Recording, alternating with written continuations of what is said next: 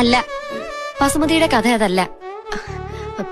ചന്തു എന്നോട് പണ്ട് വേറൊരു കഥ പറഞ്ഞിരുന്നില്ലേ? ഞാനോ? പറഞ്ഞിരുന്നു. ആണോ?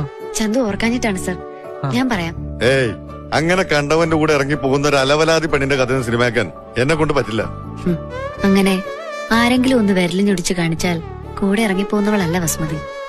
അവൾക്ക് ഒരുപാട് ബന്ധുക്കളും സ്വന്തക്കാരും ഉണ്ട്. ഒരു വലിയ കൊട്ടാരത്തിൽ ജനിച്ചവളാണ് വസുമതി.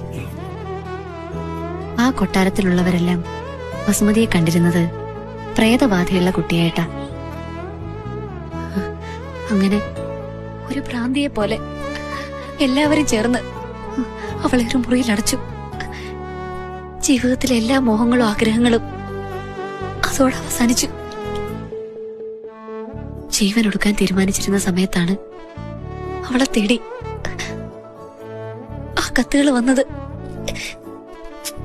ആ കത്തുകൾ കിട്ടിയപ്പോ അവളെ സ്നേഹിക്കാൻ ഈ ഭൂമിയിൽ എവിടെയോ ഒരാള് ജീവിച്ചിരിപ്പുണ്ടെന്ന് അവള് വിശ്വസിച്ചു പോയി.